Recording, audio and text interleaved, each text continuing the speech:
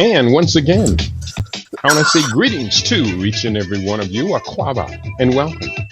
Welcome to another round of the Conscious Rasha Report here on LIBRadio, LIBTV, and on livingintheblack.com. My name is Keidi, aka the Conscious Rasha. Weekday, Sunday mornings, we are live and direct. We come at you from 9 a.m. Pacific time. That's 12 noon Eastern time, 5 p.m. GMT, and 8 p.m. East Africa time. We get together with you and we deal with culture, consciousness, historical perspectives, entertainment, economics, education, health, labor, law, politics, religion, family, conflict, future studies, all areas of human interactivity and development. Today's date is Sunday, the 3rd of May, 2026 in the Western calendar, the Gregorian calendar. This corresponds to the year 6266 in the Kemetic calendar, to which we've realigned our cultural clock. Welcome to the 7th millennium. I hope you find yourself in a peaceful place here with your family on LIB Radio, LIB TV, and livinginblack.com. Let me welcome in to the program today my co-host. I'm very, very proud to be a part of this circle. We have Baba Junious is in the house. Aquaba, welcome, Baba Junious. Madasi, thank you for the invitation. It's great to It be is. here. It's absolutely is a pleasure being with you, Brother Duara, checking in bright and early for today's show. What a joy it is to be with you today, Brother Duara. Oh, Baba's Shikamoni to you both. Ubuntu Ma'a to the LIB Global family. Great to be Awesome, here. awesome, awesome. It's great to have you here with us. I am so excited today because I've been working real hard on getting this new book together. And Baba Junius, you know, you've been closely in the circle. We're talking about game theory for master's level study. Game theory gives us a means of analyzing in real time what is happening in the world and to be able to put it into a much larger context. We don't necessarily need to dwell on that too much today, but did you want to give maybe an overview for those in our listening audience who have not joined the class, what they might expect if they were to join us? Well, first of all, it's an extensive look at game theory. And from a global perspective, it explains what game theory is. It explains the dynamics and the particular out, well, I'll say consequences or uh, results of the game theory as it is played. Uh, and it's important to understand what is happening, particularly for our people. What is happening? What are the principles and dynamics that are involved in it, as well as how we can familiarize ourselves and think in those terms? Because oftentimes, from our perspective as African people, we're in a situation where there's a zero sum goal, meaning Mm-hmm. for one group or one alliance to win, everyone else must lose and lose That's bad. the zero sum game. Yeah, and lose badly. So for us as passive participants, it's important to understand the forces that are arrayed against us and what are the possible outcomes and consequences of all the machinations that are going on. Yeah. And one thing we refer to game theory as predictive analysis. I use that phrase quite a bit because it does allow me as a scientific futurist to have the tool set to be able to predict the future based upon the current events we're seeing. Brother Duara, you do, I know it's true. You do know a lot more about game theory than most people would know. Would you care to give your thoughts on the idea? Well, I appreciate that. I'm still very much a student, learning from both of you, Babas, and doing my own independent research, of course. I think game theory really is yet another African invention. It Mm-hmm. may be packaged in a Eurasian form today, but uh, how would the first people who had consciousness not have game theory. You needed game theory to know how to trap certain animals. You needed game theory to know how to reconcile and perform restorative justice with other ethnic groups and other nations. And so I think strategy is very much an African thing, and I think it'd be in our best interest to view it that way. That this is an ancient, continuous thing that our ancestors had developed, and the finer nuances of today just make it all the more exciting. But it is needed and necessary if we are going to be in this geopolitical schism, for lack of a better word. That's right. And when you said that it is an African thing, in the book I include a chapter on Ramesses II, Ramesses Right. the Great, That's right. based upon everything that Ramesses the Great did in his life. He was a master Mm, player of game theory. So you are absolutely right. Game theory goes back thousands of years, 5,000 year record. We can see it being put together. Although, because we're speaking in a lexicon based upon the foreign language, I say. we have to substitute the concepts and ideas that came from our great ancestors into language so we can even communicate with each other. Yes. Yes. Now, I've been working for 3 or 4 days now on using game theory to create a real Wakanda state, Mm, which Wakanda State in game theory. I'll just give you the language real quick. And everybody in the audience, if you don't want to hear me talk about game theory today, don't worry about it. Tomorrow we're going to come back in. We're going to focus. We have one more week of strictly focus on chapter by chapter by chapter. mhm, But here, the real Wakanda State is what is called in game theory the Schelling point. mm, Schelling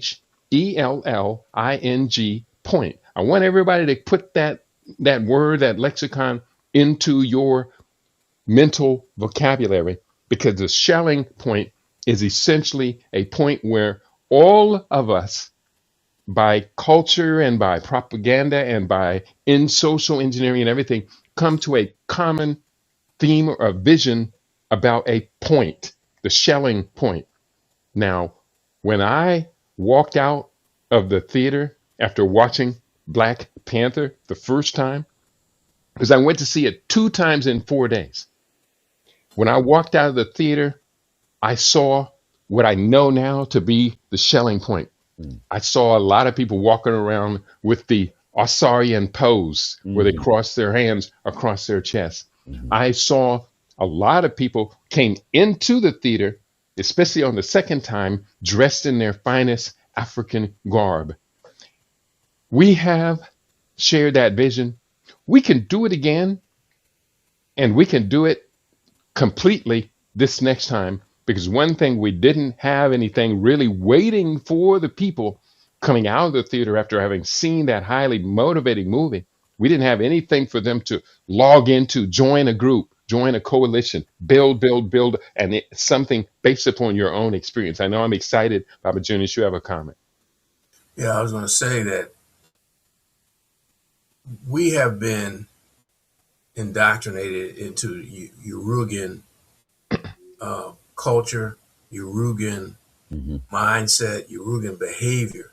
mm, And so for Duara to point out the reality that game theory was invented by Africans, we have to clarify that, because it was based upon a Ubuntu Maatian framework versus the game theory that is prevalent in the world today, that is Uruguayan.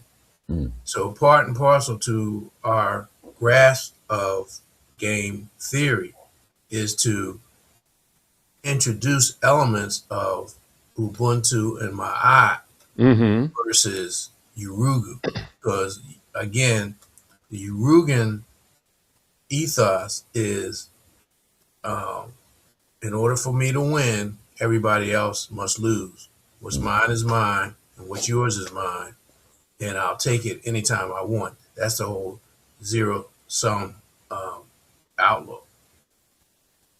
Mm-hmm. Now, I do have an extensive chapter on Ubuntu And you remind me, I must weave Ma'at into the value system that we will be achieving, the shelling point. We see the end destination. So I'm going to be putting that Ma'at into it as well. Ma'at is a set of values that we could say 7 core values, but we do know there are 42 positive affirmations, which we've been using the foreigner's language. We call it the negative confessions, but they're Hmm. positive affirmations of how we would live. But it encompasses truth, Hmm. justice, balance, Hmm. harmony, reciprocity, order, and propriety. Mm. Brother Duara, what do those values mean to you? Uh, those values are the moral ideal of ancient Africa, um, and still exist continent wide, although that is changing, and that is why we must continue to embrace those values. But really, as I said last week, Baba Hunter Havlin Adams III said it's not the survival of the fittest. That's what Baba Junious is talking about when Urugu believes that might is right and deception at all cost. Mm-hmm. Technology abounds. The African way is it is the survival of the friendliest. People have to Mm-hmm. be able to get along with each other in order for you to build a pyramid of Khufu, a pyramid of Khafra, a pyramid of Mm-hmm. Menkaura, or the Heruem Akhet, which is even older. Um, so, with that being said, if we want to see humanity survive, then Ubuntu Ma'at must thrive. And now I'm going to get a little poetic and say perhaps the selling point is Ma'at for the shelling point, which is Mm. Ubuntu. Mm. I like that. I like that. The shelling point is my art. That's beautiful. Something came through my mind and it slipped right out the other hole in my head, so I'm not going to comment on what I can't Well, remember. I just want to touch on something that you talked about, Hmm.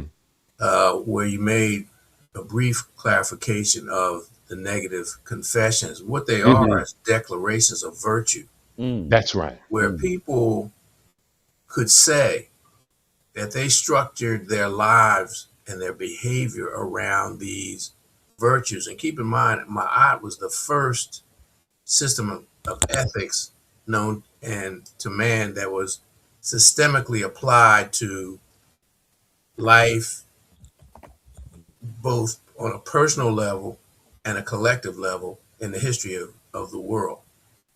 When you juxtapose that with what the Urugans focus on, which is the Hammurabi's code, an eye mhm, for an eye, two for two, blood for blood, and you see that Ma'at is about harmony, balance, reconciliation, righteousness, and reciprocity, which is nothing more than the actual working of all of those things, collective work and mutual aid all put together.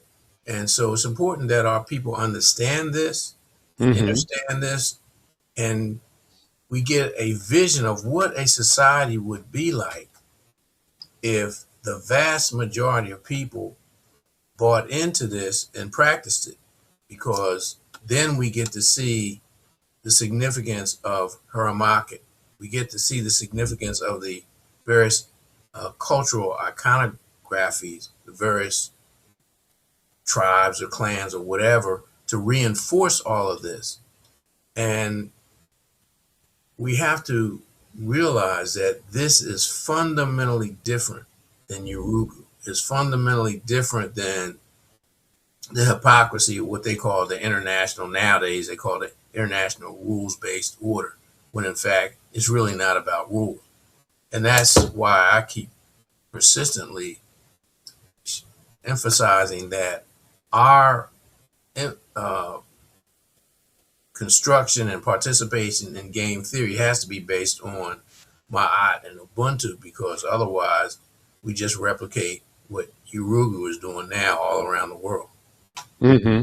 If I could just add on to that, uh, uh, Baba Obatashaka reminds us that it's very hard to to turn the average person of African descent into an evil person. We are good people. That's who we are. Now we have been Mama ancestor Shashi McIntyre wrote the book Criminalization. Criminalizing the race, yeah. Exactly. And so with that being said, that is not who we are. We are Ma'at. We are Ubuntu at our deepest core, even after everything we've been through. That's who we are.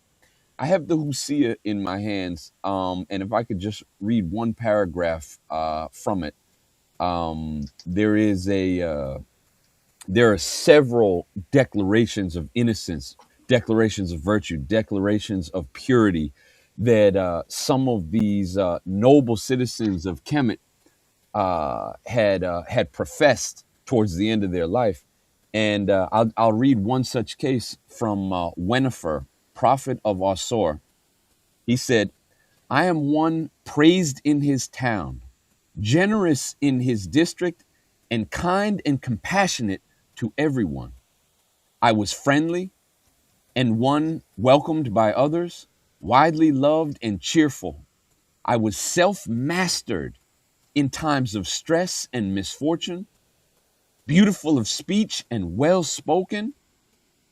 I was strong. I was a strong shelter for the needy, one on whom all could lean. I welcomed the stranger, and I was a helpful advisor and an effective guide. I was one who protected the weak from the strong, and I was a boat to cross water for everyone. I was, last paragraph, I was a worthy noble who did God's wish and one kind and compassionate to his friends. I was generous to the have nots. My heart did not say, give me to anyone. I was one who loved justice and hated wrongdoing, and I always did what was good. That is the pinnacle of our people. Awesome, awesome. I please ask you, Brother Duara, can I get you to email me what you just read, as well as a reference to where a reader of my book might be able to find it as well? Absolutely, and that's also in my Ubuntu chapter that I'm currently finishing up as well. Awesome, awesome, awesome. This is really beautiful. We are on to something bigger than self. There are, of course, a number of stories affecting African people around the world, and I did compile some of those stories. Let me see if I have it even available. I'll do it a little bit later, but we have to, in our generation, commit to something to leave as legacy. I haven't talked about it too much, but we are at that age and stage where we are now burying our peers. And I have had two to three of the elders have been in my community that recently have made their transition into eternity. Now, we on this side of the veil, we feel sorry that we're going to be missing them in our lives, their counsel, their loving embrace, and all of that. But from their perspective, maybe it could be that they were just releasing from the misery of living in this hard, dense, material, competitive world Mhm. under Uruguayan value system. And again, Baba Junious, Urugu, for those unfamiliar with the term, a term used by Dr. Marimba Ani as a principal theme in her book, talking about the distinction of cultures between African origins, African roots, African culture, civilization, and the incomplete being, which is what Urugu stands for, the incomplete being. By living within to and according to the rules of Uruguayan culture, and behind the scenes, they don't even follow the rules. They use the rules only when they need the rules that they publicize. But by living within that Uruguayan culture, isn't it true that you and I essentially become incomplete? We used the example of language earlier. By just being stuck in Urugu's language, I can't even talk to you about the complete set of ideas that I would convey. Right. Again, we've been indoctrinated, we've been coerced, we've been traumatized, and now we're being poisoned. Mm. Uh, and I say that literally. Literally. So the structure that we're referring to, that we fully understand in terms of doing a Sankofa movement, getting back to Ma'at, getting back to Ubuntu, is a lifelong challenge for us because we're inundated. This very language is about violence. This is not Mhm. a English, German, the Indo-European languages are not languages that encourage or promote peace. In other words, uh, in Western European culture, they'll say hello or greetings, good morning, good afternoon, versus hotep, which is an extension of a, a wish for peace, health, and holism, or the type of greetings that some of the other ethnic and cultural groups offer upon meeting, or even what Duara talked about, read in his confessions of virtue or declarations of virtue. I welcome the stranger. There was no take in my heart. Mm. Imagine if the vast majority of people believed that and did their best to live that type of life. Now, just to, you know, um, we're not just talking about declarations of virtue on a personal or collective fashion. What we're talking about is something that C.M. James talked about in his book, Stolen Legacy, Mhm. about this summum bonum, the greatest good for the greatest number of people. Clearly, Mm-hmm. that is an outgrowth of Ubuntu. Mhm. Clearly, that is an outgrowth of Ma'at.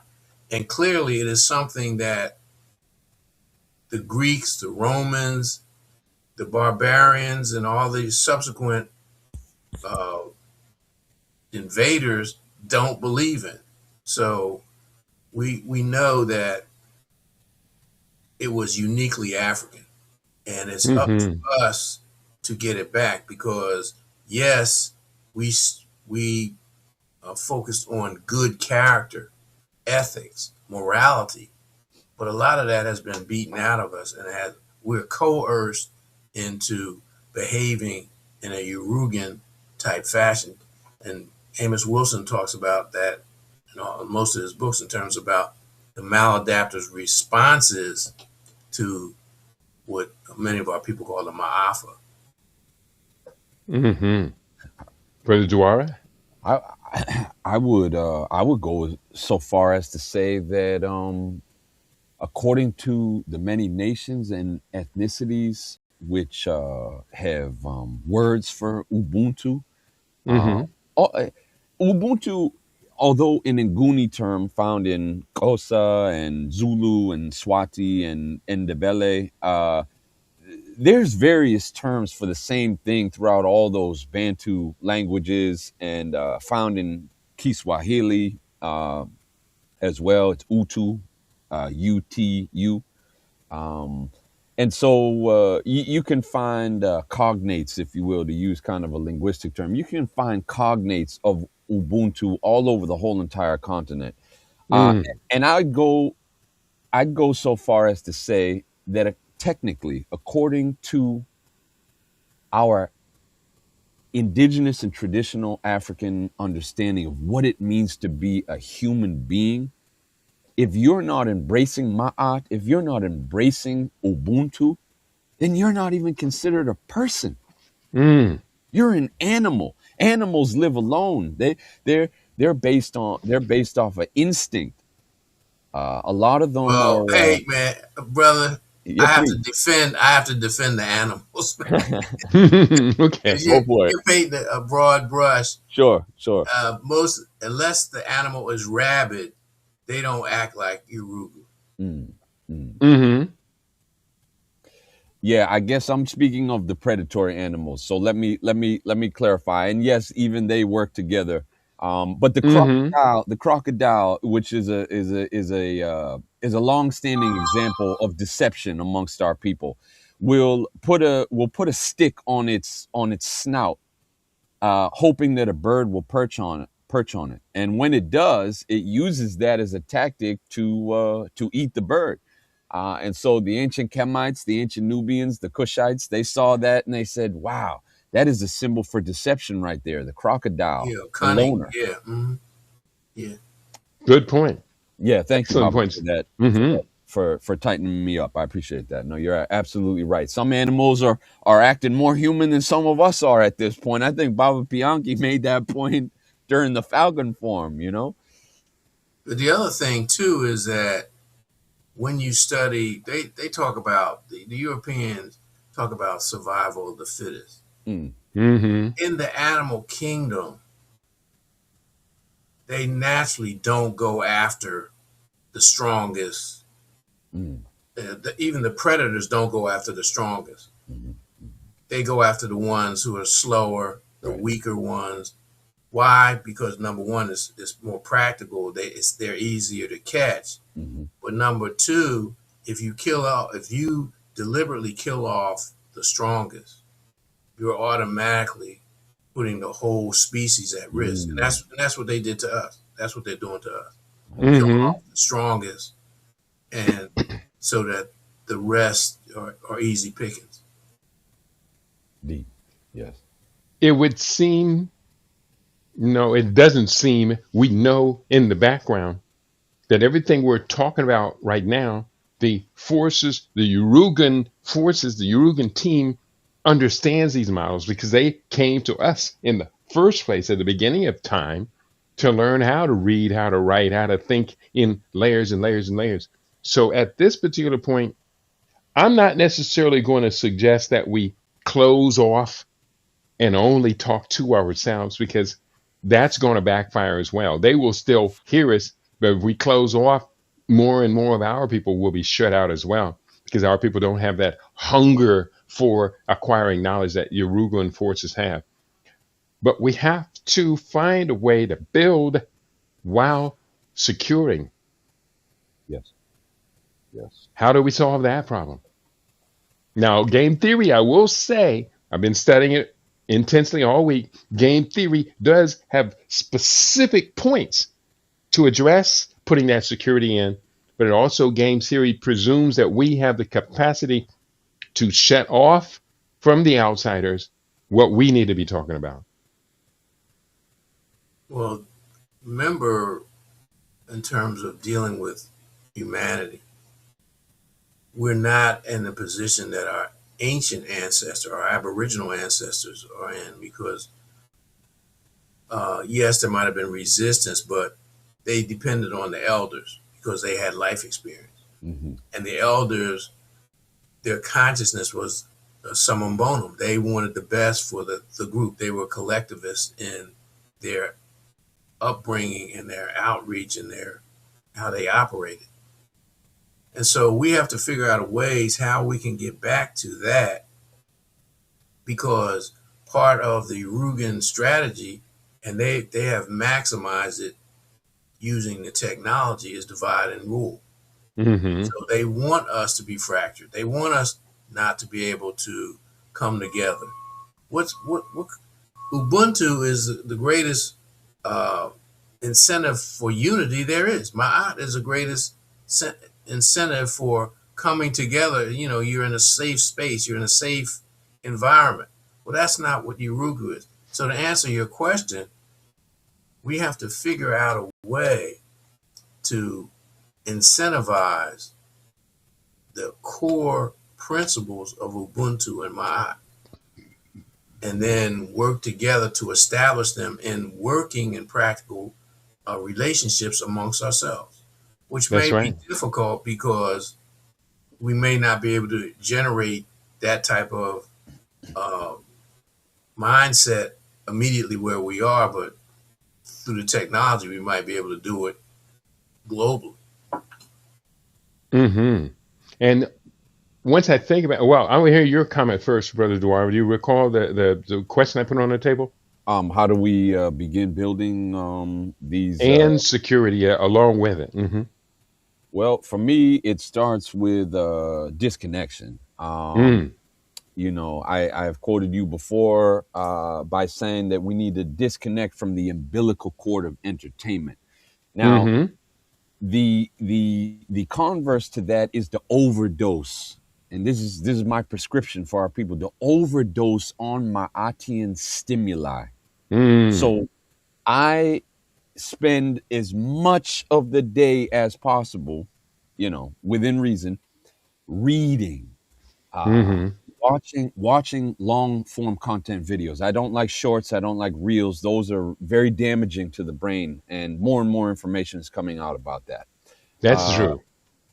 so long form content. I'll listen to a 3 hour podcast if possible, even if I have to break it up 1 hour at a time. Mm-hmm. And that way, I'm not only decolonizing my mind, but I'm re-Africanizing my mind at the same time. Because I listen to Pilo Lumumba, I listen to Ariana Chiambori Kwao, I listen to Joshua Mpanga, and Peter Obi, and I am literally just like that. Well, this is a horrible example, but you know how they hooked people up to the the Matrix. Matrix. Mm-hmm. It's like that's what I'm doing, but in a much more holistic and natural way by Mm-hmm. reading and getting this information. So first we have to disconnect, and we need to reconnect through Sankofa, like Baba Junious mentioned, and then we need to commit to something. Part of, I think, our issue is that everyone's got an idea. Everyone, not everyone, but a lot of people are trying to reinvent the wheel. And as a result, everyone's trying to get their latest 4013C off the ground. And I think we need to kind of come together in humility and say which project is going to be the best that we can all put our hands into to support, instead of all running in six different directions trying to do Mm. the same thing. That's what I'm seeing from a bird's eye view. Is we're all trying to be the one to put all the puzzle pieces together, but we got to scale back and lead with who is best prepared to do it, and everyone plays a role, in my opinion. Mm-hmm. Good points. Good points. A couple of comments have come into the chat. I do want to acknowledge our family. First of all, we see at the beginning of the program for Africa One checking in, Hotep, Mastermind Panel, and Global LIB family. I extended greetings also as well. Nguvu in the house, Sawubona, peace and blessings to all. And then I asked the question, do you ever feel like you're living in a zombie culture? We've talked about that a number of times. Yes. The cultural icon or iconography of the zombie has become a model that we see too often. The body is in motion, but the brain is elsewhere, etc. And they're And trying then to eat your brain. that's right. That's right. Two more comments have come in. I'm going to take the latter comments first before we get to Juma's question, because that's going to involve our redirection. For Africa One writes, it was not a crime in early Indo-European culture for a man to kill his wife and children or strangers who walked on their land. A people clearly not at ease with what it means to be human. And she also wrote, in the UK, there's a saying, and there's a saying that good fences make good neighbors. I say no fences make good neighbors, and I think she's absolutely correct. Did you want to comment on that before we go to Juma's comment or his question? Well, from the standpoint of Ubuntu and Ma'at, they're all based on the creator and the life principle. And so life was precious, life was encouraged. That's why a lot of the symbols whether it's the ankh, whether it's the cowrie shell, whether it's Mhm. uh, the dung beetle. They're really symbols of about life, eternal life. Mm-hmm. And so, what makes Urugu so uh, wicked is their detestation of life and their trivialization of life. So, infanticide was normal, especially female infanticide. The very fact that they have this ongoing hatred for their own women tells you all you need to know once we grasp that there is a fundamental role for the feminine element, not just physically, but intuitively and spiritually in the group.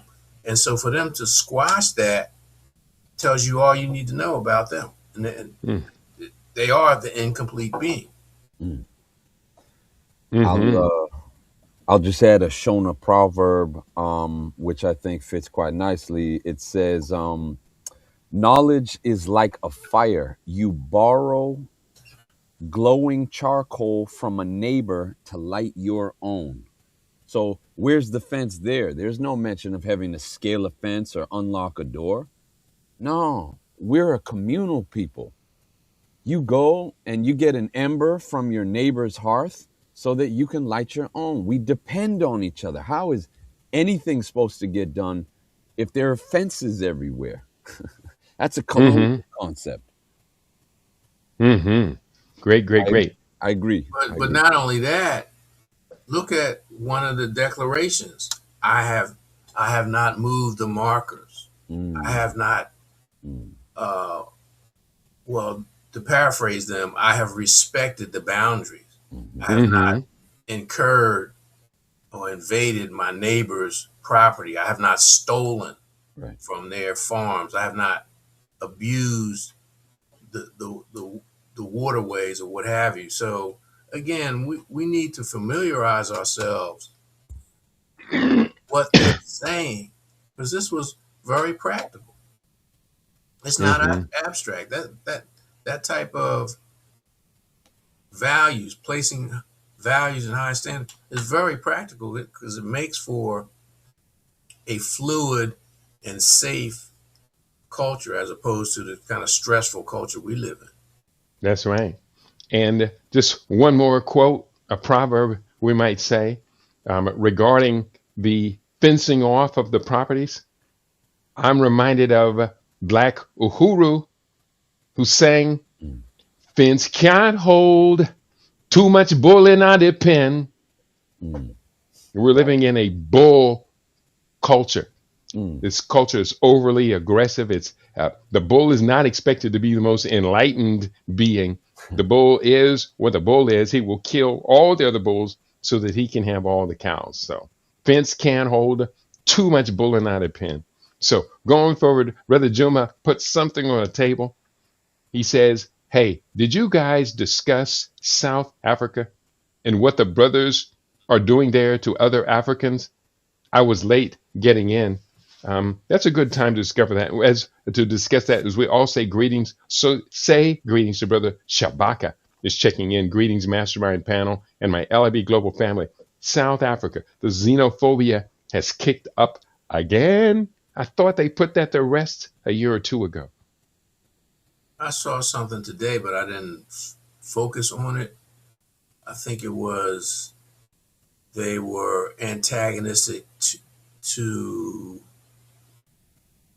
Nigerians, Nigerians Nigerians and Ghanaians. and the yeah, Kenyans. Yeah. yeah, and Zimbabweans historically. Yeah. Um.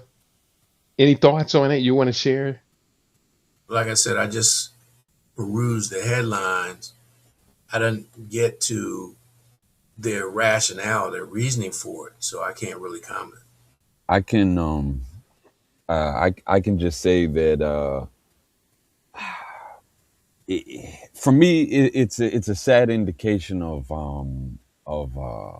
how far we've gotten, even on the continent, to keep it Mm-hmm. real, from something that we were just talking about, Ubuntu. Mm-hmm.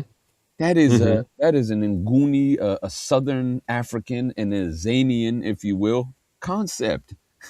How are you going to be ripping IVs out of the arms of people in the hospital because they're from Zimbabwe and not from quote unquote South Africa?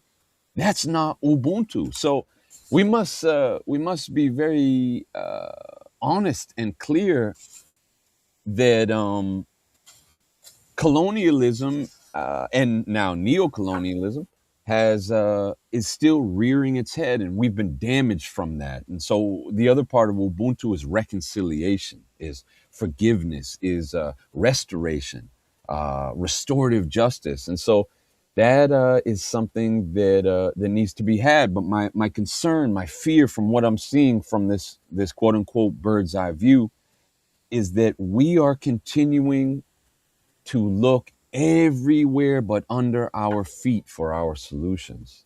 Mm-hmm. And That's right. part of the mental colonization, part of the mental enslavement, part of the mental captivity, part of the brainwashing, the Stockholm syndrome, whatever you want to call it, the menticide, right, is that we don't think what we have or what our ancestors had was good enough. And so we're acting unlike our own selves. And that's what I see as a consequence of this this xenophobia amongst our people. We need to embrace Pan-Africanism and African unionism in order for us to really be strong and mighty. And so we have to get over that. But we also know that outside forces are always there stoking, Always. stoking that tension, that conflict of tension between us. But Yeah. also, again, Keidi mentioned language. Mm-hmm. There are words or translations. Duara just uttered the real meaning of justice for Africans, which is reconciliation, restoration, uh, restoration of harmony, of the balance, versus Harambe, which is, I mean, not Harambe, but um, uh, the Persian, the Right, Anarabi. right, right. His their thing is about punishment. Mhm. It's all punitive. Yeah, Mm-hmm. and that's not what. And when you see these newscasts, and something horrific has happened, and you see the families, and particularly black. We just want justice. We want to. That unfortunately they're talking about the Anarabian justice as opposed to the Ma'atian justice. Mm-hmm. Ma'at is about restoration, reconciliation. Someone sent me a link probably 5 days, 6 days ago, and they asked me in that it was an email. They asked me to take a look at what is happening in South Africa. And I'll be honest with you, I had to look extra hard to find any references to it. And that indicates to me we're being gamed. The Mm, propaganda is not universal. I didn't get the story directly because I'm looking for something else to come out of South Africa. Right now, I'm looking at South Africa's manufacturing sector. I'm looking at their mining sector. I'm looking at their population and its potential. I'm looking at the languages that South Africa uses, not only its multiple indigenous language, but also the common language. We're speaking in English. Nigeria speaking in English, they have their indigenous language. Ghana speaking in English, they have their indigenous language. Instead of seeing xenophobia, I am looking for a unified structure that can be organized from South Africa that would include Ghana and Nigeria in a coalition, Kenya in a coalition, and others because they have to use this colonial legacy, this language. I'm looking for something completely the opposite of right. what you're seeing in South Africa, Brother Juma. I am not faulting you for that, but I've seen this mistake that we make regarding South Africa so many times. One, Julius Malema is going to be put into prison.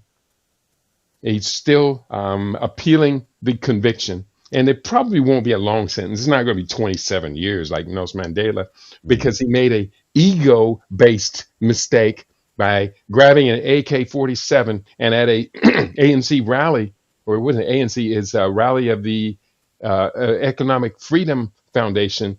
He pointed it in the air and shot off the gun. That was ridiculously stupid. It Mm. was a violation of the law, but bullets go up. Do bullets come down? Yes.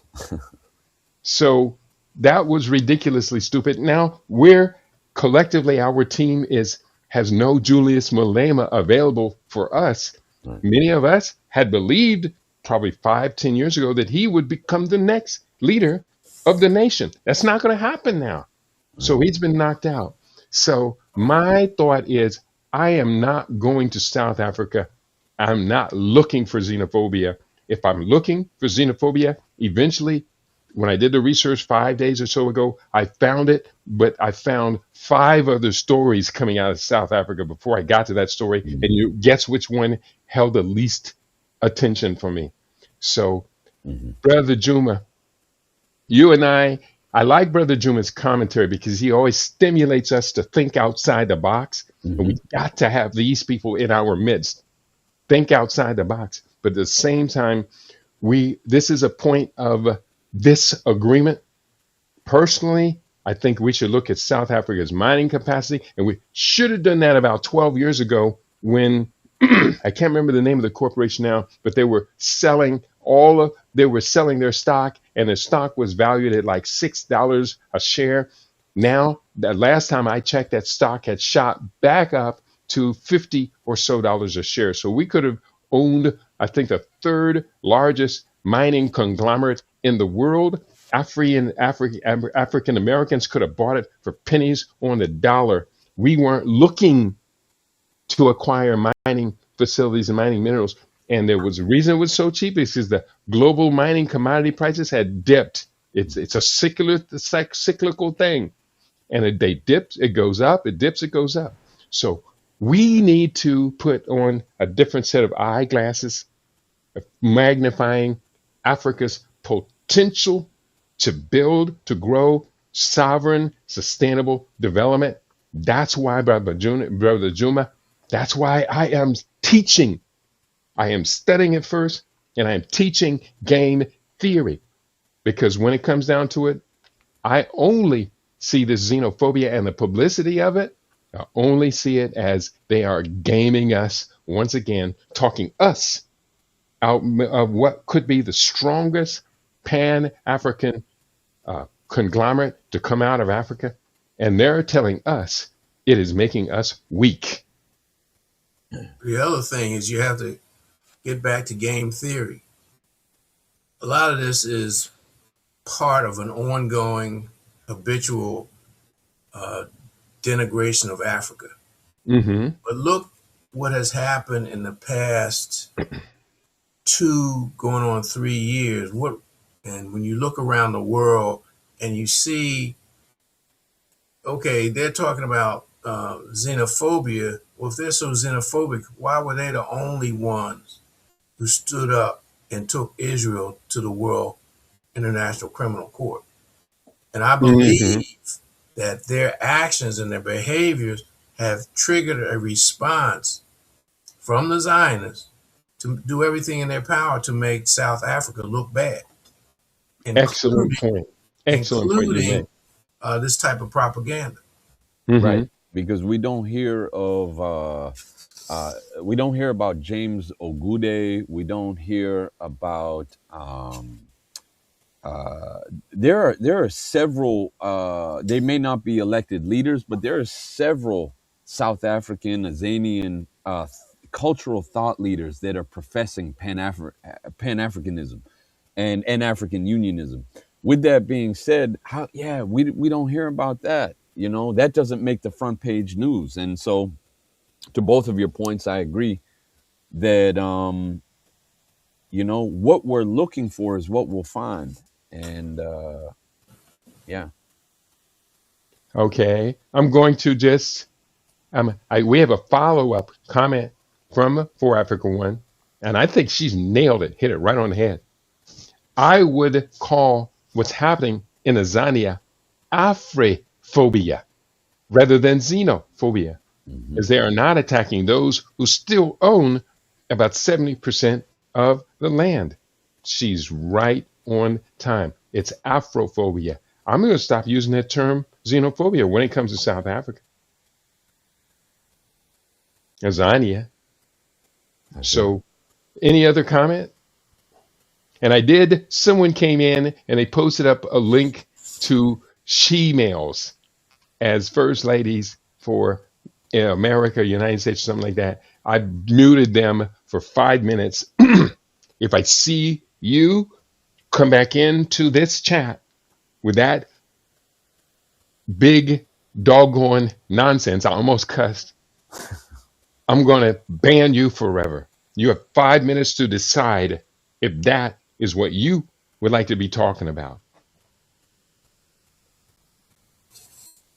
So we're going forward. I We're going to keep on doing what we do. Um, Anything else we want to talk about the African continent? I did pull a number of stories that related to Africa's primary issues in dealing with what is happening in the world right now. And first on that list, and there, bear with me, I've got a number of things up. The first one on the list was, of course, what is happening in Sudan. Hmm. We can never overlook or ignore what is happening to our brothers and sisters in Sudan. But in accordance to that, there was an article in, I'm thinking it's either All Africa or Al Jazeera. It's almost like a human interest story. There are groundkeepers who are protecting the pyramids, the Nubian pyramids, not only from the consequences of the war, but also because they have been not taken care of, and they're weathering the sand and rain is starting to have a negative impact on the structures themselves. So this article and this video brought attention to that, and I think we need to grasp that because we tend to focus on the pyramids in Kemet and ignore the ones in Kush, Nubia, which are much older. Great point. Hmm. And more of them. More of Right, them too. right, And to reconnect that story to our contemporary story, it will be necessary for us to move forward. We've got to stand on solid historical ground, and therefore, those pyramids and the creation of those pyramids and what still lies buried underneath the sands of those values that would support our current development, I think is all so very important.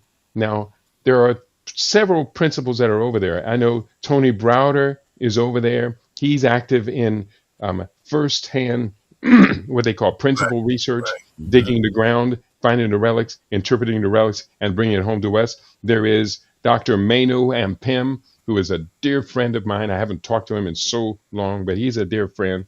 Hmm. Manu Ampem is doing it. And of course, Ashra Kwesi's analysis of what is coming from Kemet, all and Nubia, etc., is incredibly value. I mean, you could talk about so many of our others, Obati Shaka, the Husia, and many others that all give us a point of direction. Go reach back and fetch Sankofa. We got to Sankofa ourselves. And personally, I do agree. We cannot allow the Sudan to only become a story of modern day destruction, self destruction. Right. And also, maybe at some point there will be an interest because there was when Tony, I think I sent him some money one time because he was starting his project, Hmm. Hmm. his excavation project. Maybe there'll be some more interest in diasporan brethren to contribute to the preservation and protection of these pyramids in the interior of Africa, in Sudan.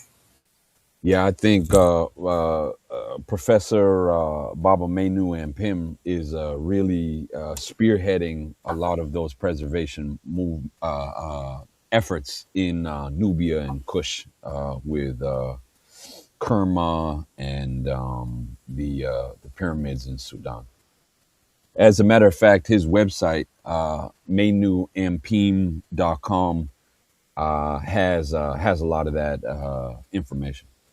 Yeah, I'm glad that you recognize and our brother, like I say, he's a dear friend of mine, and I kind of make the presumption that everybody knows what work he's doing, but I think that far too few people of our people they'll know more about Jesse Jackson and Yeah. LeBron James and the other characters in this environment than they do about our real authentic African scholars.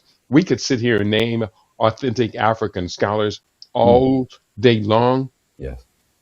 and Yeah. we couldn't even touch on all of them and their significant contributions. We have three of our people's principal African scholars here in this forum.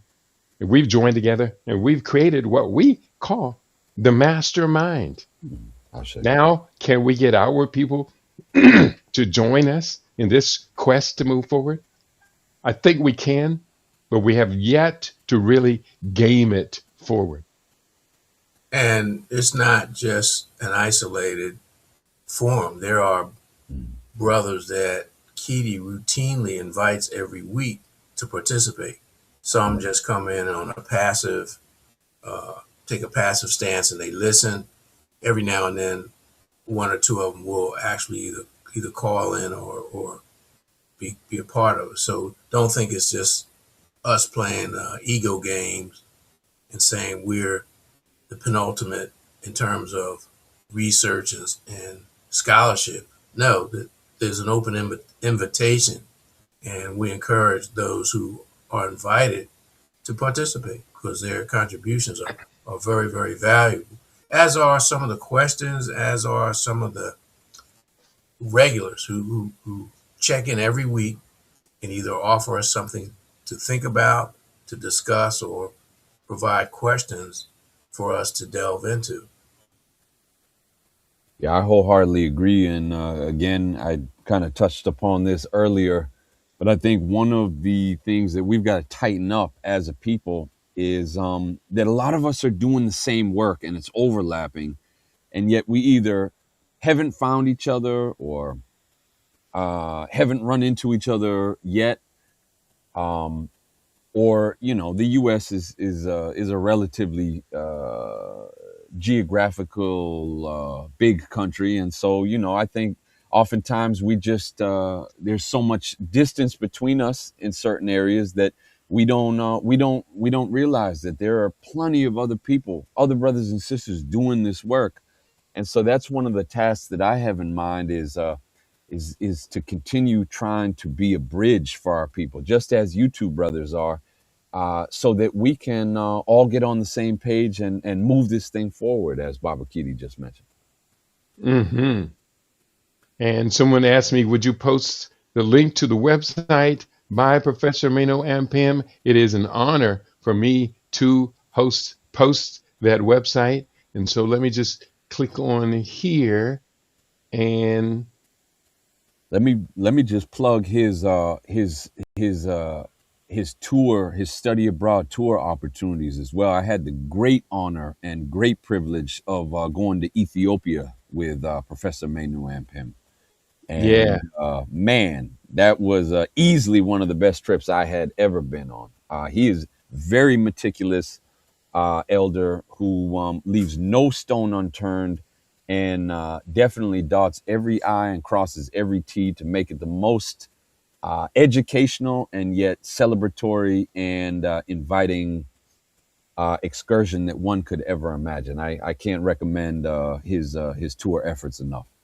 How many times have you been to Ethiopia? I've only been to Ethiopia once so far, but Hmm. definitely planning on returning in the next couple of years. Fingers crossed. What a wonderful, wonderful trip that had to have been with Professor Mano and Pim. I was there with Brother Yao Davis of Mm, the, he mm, is a member of the UNIA, ACL, but Yao had been chosen by the Ethiopian culture. It was the minister of, not culture, it was a tourism minister. They Hmm. appointed him an honorary tourism ambassador from Ethiopia.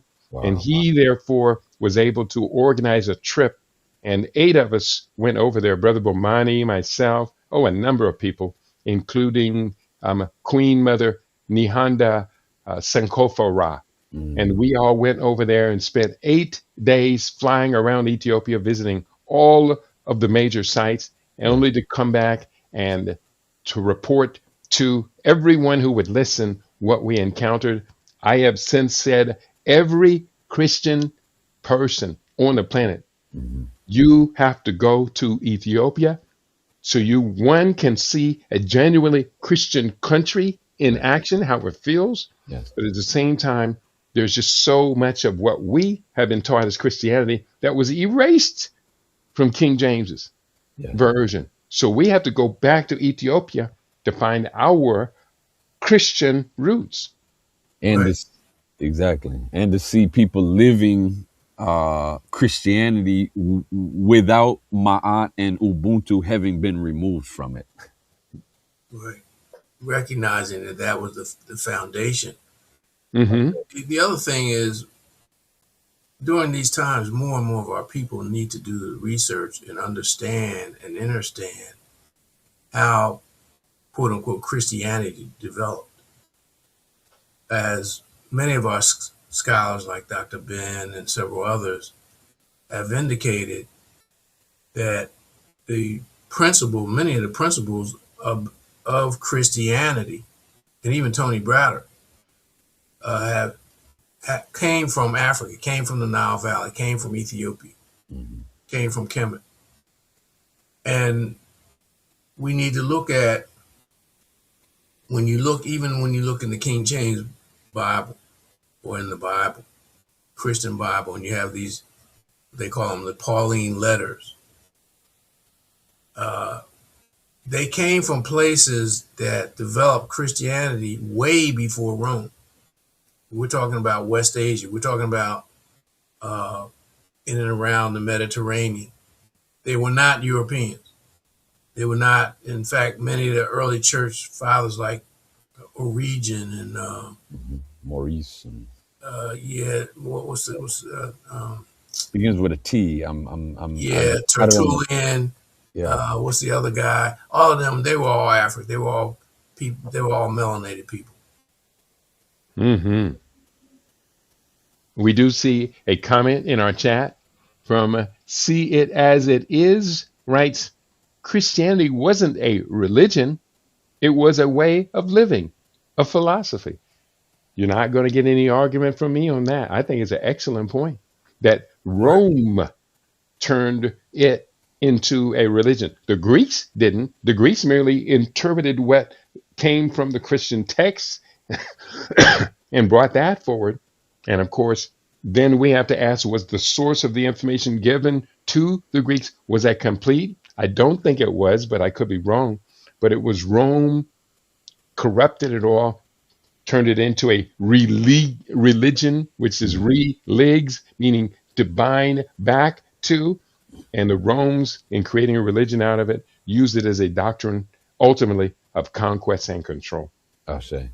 And they initially they wanted a common worldview. The basis of Christianity and Asar Aset were well within the Mediterranean and beyond.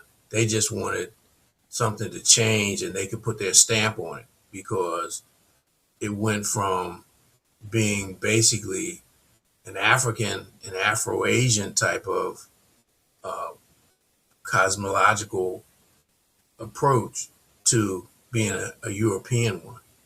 So, and they use it, as Keidi said, for consolidation purposes to have a common set of values and themes, but also ultimately they used it for conquest and And empire. the Ethiopian Bible includes much of what Rome considered apocrypha. And so, you get the holistic stuff that was edited out of the Vulgate, the Roman Vulgate, and the King James certainly, and all that. So the Ethiopian Bible contains many of those more metaphysical, esoteric, and holistic books that are, again, in tune with our people, and much of which is about going within, much of which is about dietary prescriptions and meditation and content like that. And The also Romans. think about what they tried to wipe out the Gnostics, Right. and then Hmm. show you just how vicious they were when they went into Cairo and into Alexandria. They burned down the library Hmm. and they killed off all the priests except for a handful that they used to gain information and intelligence Yeah. about uh, African history. And according to my research, and it was in the book Standard Omissions, they burned the greatest library in the world, which had been assembled under the previous dynasty of the Ptolemaic dynasty. Yeah. Actually, King Pharaoh Ptolemy was actually a Greek that came in who assembled the greatest library in the world. The Romans burned it down 3 times. Right. Because Yeah. they were determined to supplant any indigenous values, ethics, and cosmology to set up their own, just like they do everywhere they go. They always change the names of the rivers, the lakes, the Hmm. mountains, Yeah. or even if they keep them, they desecrate them, even though they don't change their name. They end up That's desecrating. right. A couple That's of right. messages have come in for Africa One. It says, a good size audience. Can the family please support the channel by blessing the like button? So do definitely bless the like button. See it as it is. Joins us. He said Rome wrote the Bible, later rewritten in the Middle Ages. So yeah, almost impossible to trust, in my opinion. And he also sent in, yes, and erased very valuable history. The burning of Alexandria is one of the greatest crimes in history. And maybe it's the greatest crime in our story as well. The great Library of Alexandria didn't just burn that, they sacked and burned the city of Alexandria. Yeah. Those thugs. And killed Hypatia as well. And from what the historical account entails, literally scraped the muscle from off her bones with oyster shells. Wow. They did her and her father dirty. They were like the librarians of a lot of those papyri and those manuscripts. I also wanted to say that we had been talking about language and liberating the language and being in the confines of the language. I want to big up Mama for Africa One for using the term blessing the like button instead of smashing the like button. I say. But that just shows the violence that is in their culture and in their Yeah. language. It's a constant just like the Africans, our people constantly reinforce their cosmology and their values, good character. Now, was everybody perfect? Of course not. But they had mechanisms and means to deal with them. Likewise, Urugu reinforces his ethos all the time. It's just that we're so used to it, we don't pay that much attention to it. And we're forced to speak his language. That's why I say the Nubians are to be commended because they refused to speak Arabic or to even teach it and deal Hmm. with it. Hmm. I say. All right. We're doing the best we can to do the best we can. And let's do even better. I welcome you, my listening audience. Your comments are very much welcome. And I'm putting up a link for those who want, and I'm going to promote the audio book right now because sometimes we wonder, are people even reading anymore? So I'm going to put up the audio book for anyone who wants to access to that audio book that I put together on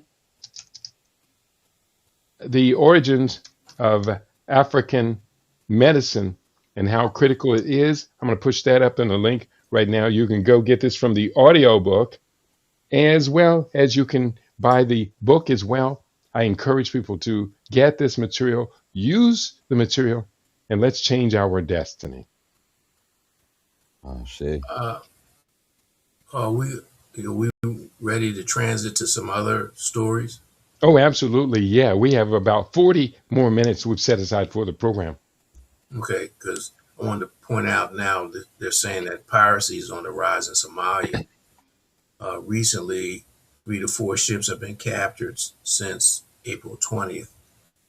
And I believe that's part and parcel of the global disruption that's being caused by the Zionists and Trump's war against uh, Iran, which Keidi pointed out is a war against Islam Hmm. in his book. Not to mention too that wasn't it Trump that just said that speaking of him and his cronies that they're acting as pirates Oh in the yeah, Strait of no, Hormuz. that's what it is.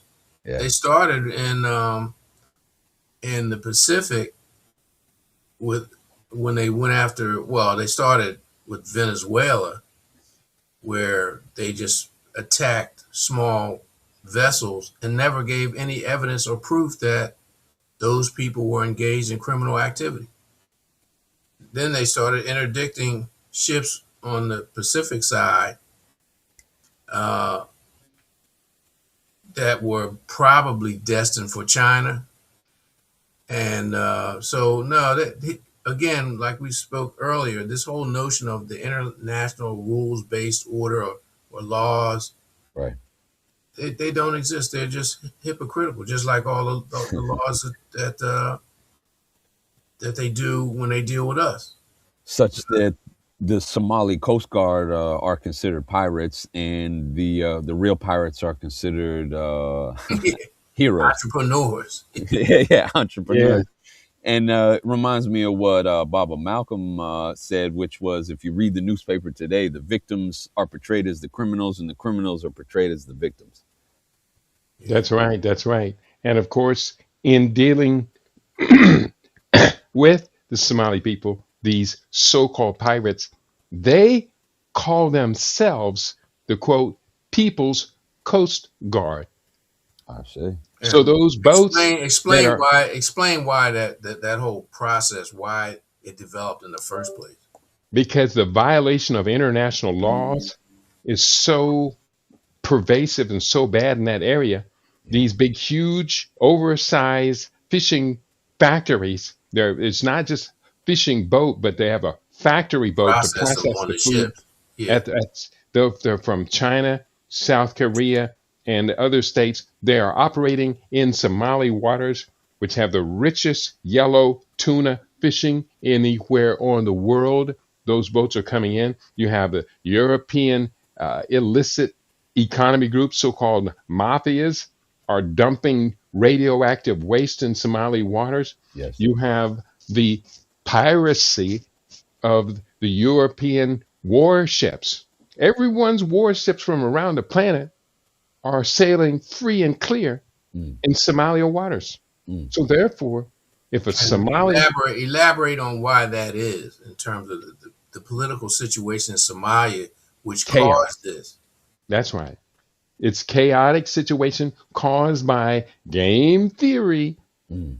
So it's all so chaotic that they have no alternative. It's an asymmetrical warfare, meaning the outsiders have almost all of the military might, and the Somalis, all they have is these small fishing boats, etc., an AK-47 and their heart, and the Hmm. Somalis are going at them. They are attempting to capture the ships in order to tax them. Right. Right. That's all because they're there doing.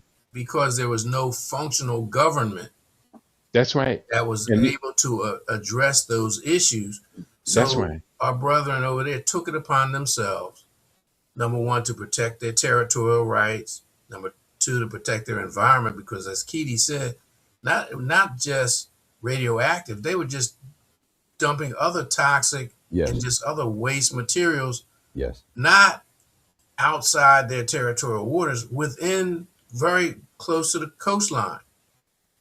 And That's so right. these folks saw this as a major threat and they did something about it. And of course, the Western press, because many of the perpetrators were from the West, they took the perpetrator's side. And like Malcolm said, the victims became the criminals. And the criminals are lauded and pumped up as these are paragons of virtue, when in fact they're not. They're And war criminals. exactly. And the other thing that I'll point out too is that the situation gets real when the propaganda is spun into a Hollywood feature film. Right, Didn't they come out with a movie about that? right. Oh Hmm. man, Yeah, captain. So what was it? The captain of the tanker or whatever. yeah, I can't Yeah, even remember.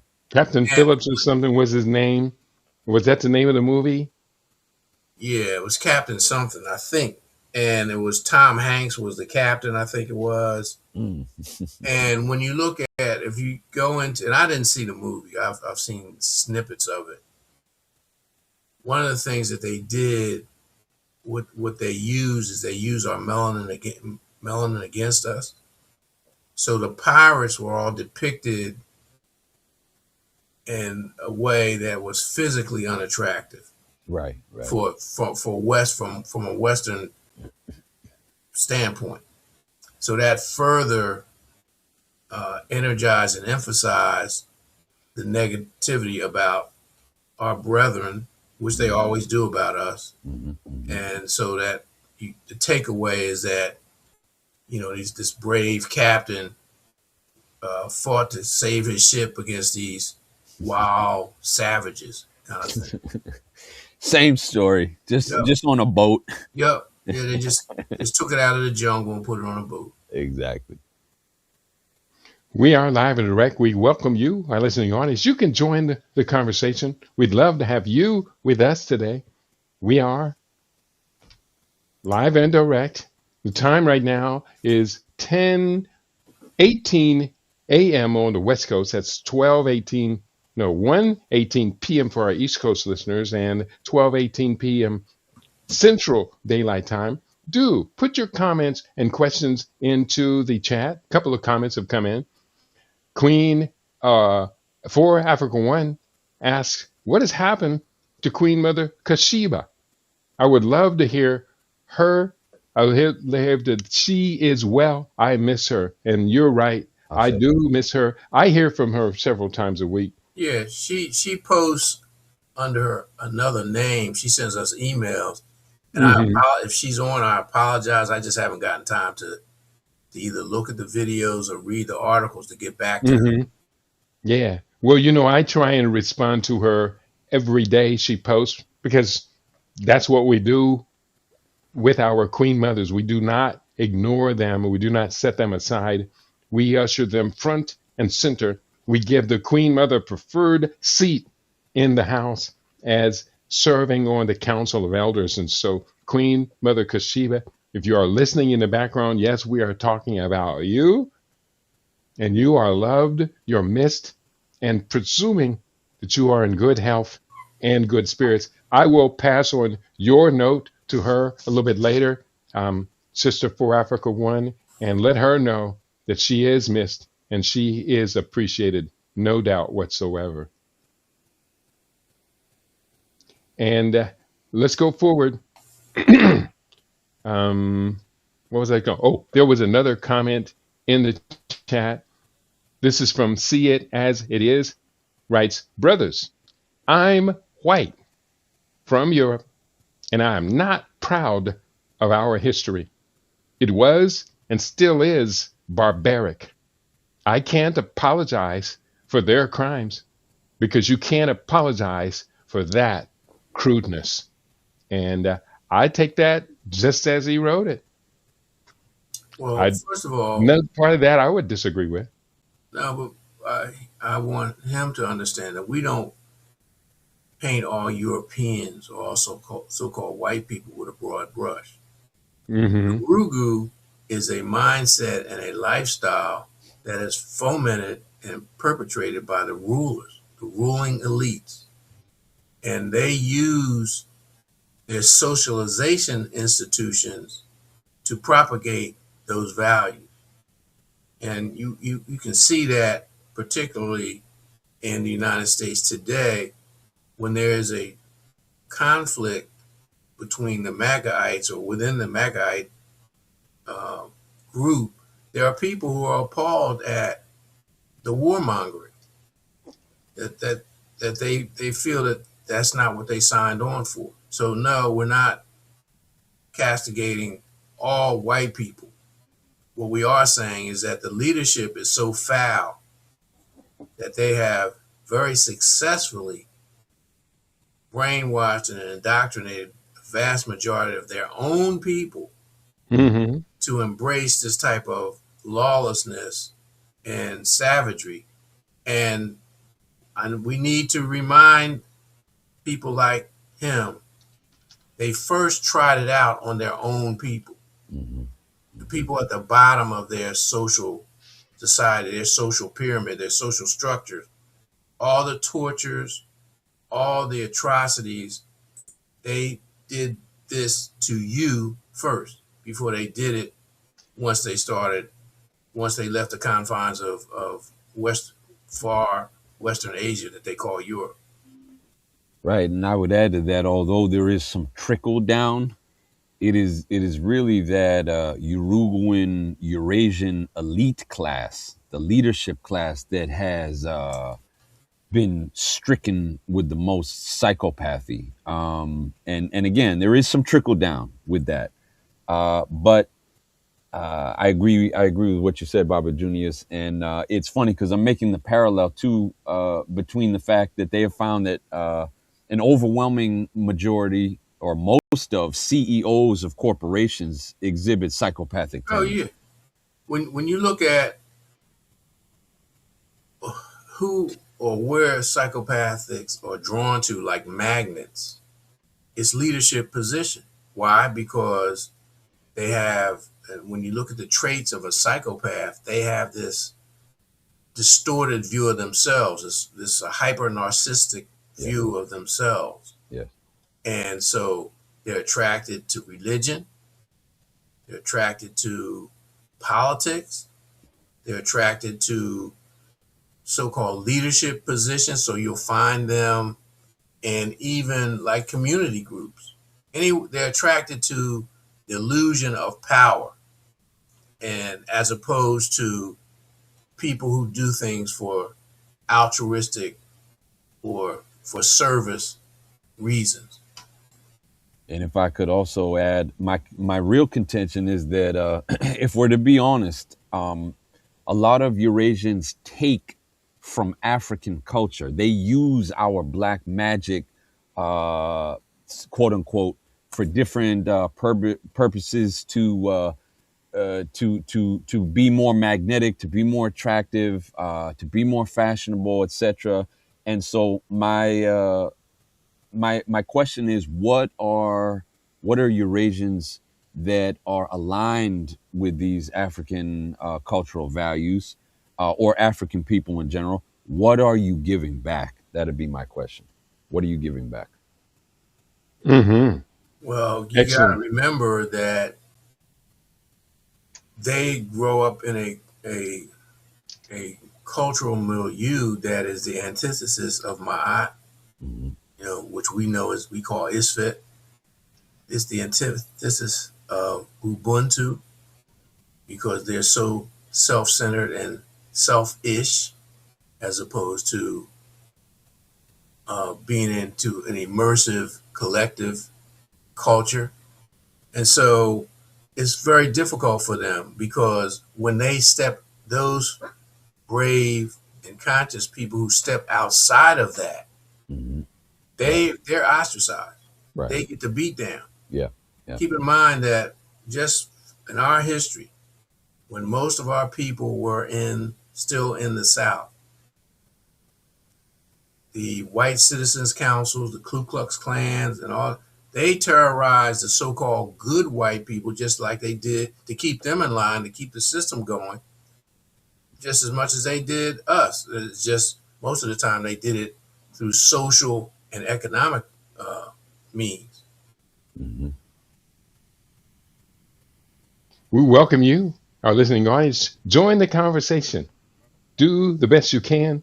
And to see it as it is, I don't think there is any need for you to apologize on behalf of the Yurugu factor, that brutal core, which is at the heart of so much of the manipulation.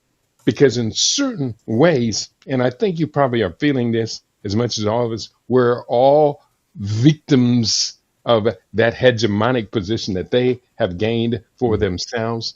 They are the international bankers. They are the corporations, the pharmaceutical manufacturers. They are so vast, so big. And chances are, I could be wrong, but chances are that they are exploiting your spirit, your soul, your being, your presence on the planet, just as they're exploiting the rest of us. Why are they exploiting us disproportionately? It's because we, as African people on this planet, have the most to gain from overtaking them and throwing that yoke off of our neck. Mm-hmm. Keep in mind, they're also exploiting their own people's resources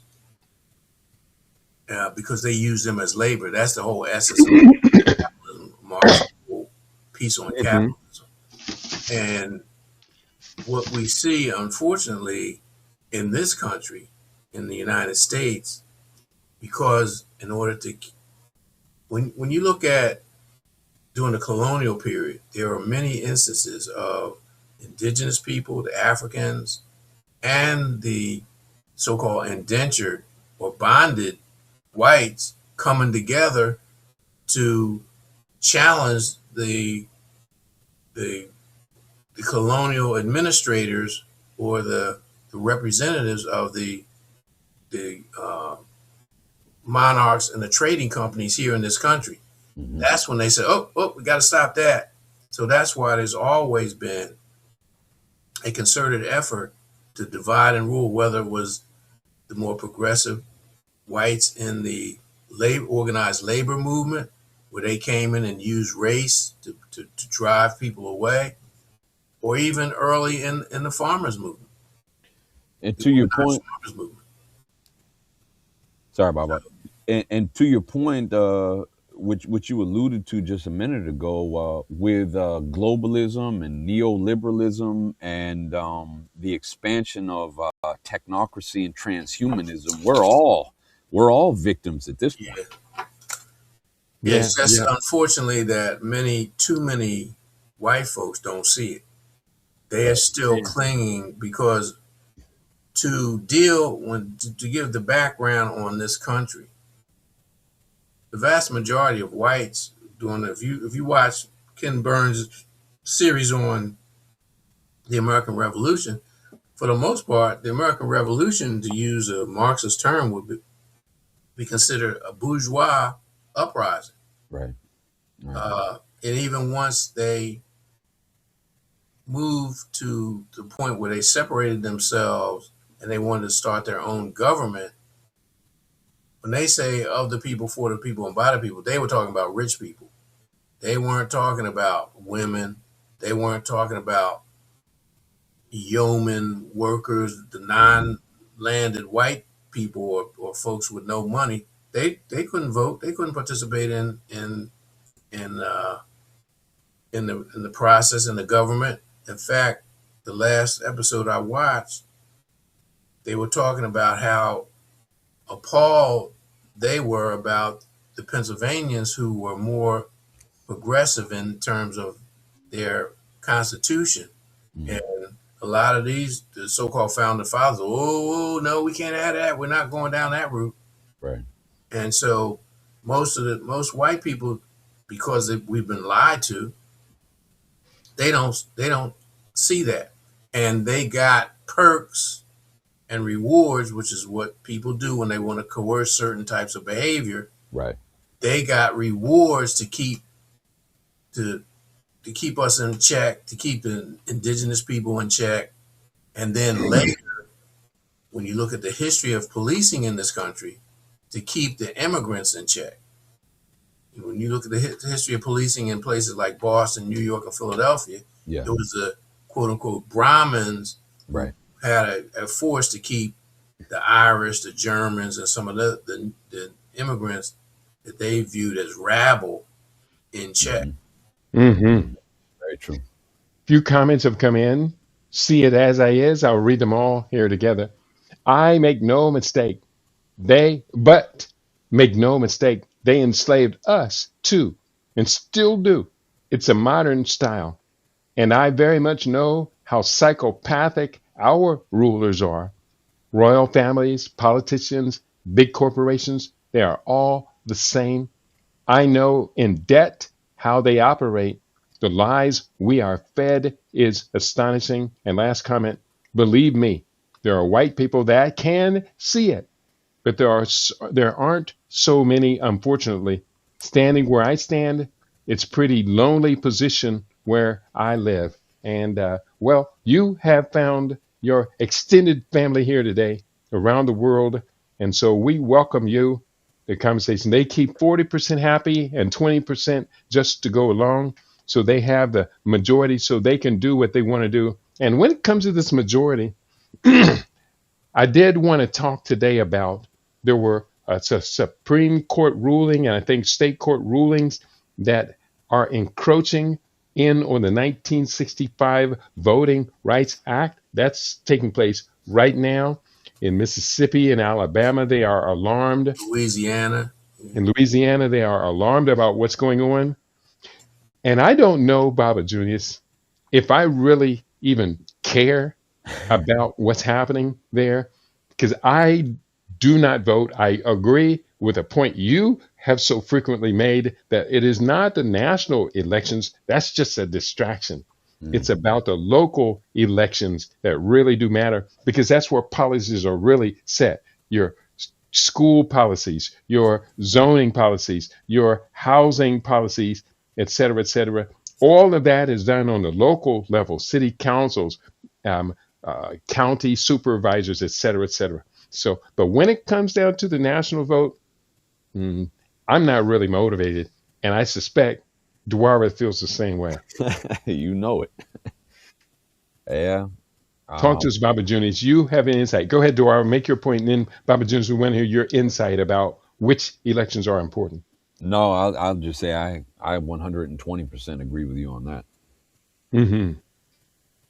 Well, I say if you're going to participate on the local level because you determine more immediate impact on policies, whether it's the school board, whether it's the makeup of local government, who gets on these citizen boards.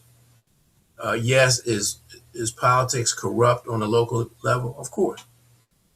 Is um, the same attraction, the same magnetic attractions to sociopaths and psychopaths there? Yes, but at least on that level, you have more input. And I just want to wake our people up. The 13th, 14th, and 15th Amendments that were passed, and keep in mind there was a Civil Rights Act back in the latter part of the 19th century, but it was vetoed by Andrew Johnson. But the 13th, 14th, and 15th Amendment don't apply to us universally. Slavery wasn't abolished. It says slavery is abolished except for Hmm. punishment as a crime. So that's created the rise of the prison industrial complex. That created the rise of convict leasing. Created the rise of what Sister McIntosh talked about, criminalizing a race. The Hmm. 14th Amendment. We've never had equal protection under the law. Never. Whether it's the zoning, redlining, uh, access to resources. Just to clarify, Brown versus Board of Education and what the NAACP were trying to do was not integration as we know it. It was equal allocation of resources so that our schools would be recipients of the same kind of resources and money as the white schools. They refused to do that, so they said, okay, we'll bring small segments of people into these white schools or will create massive disruption.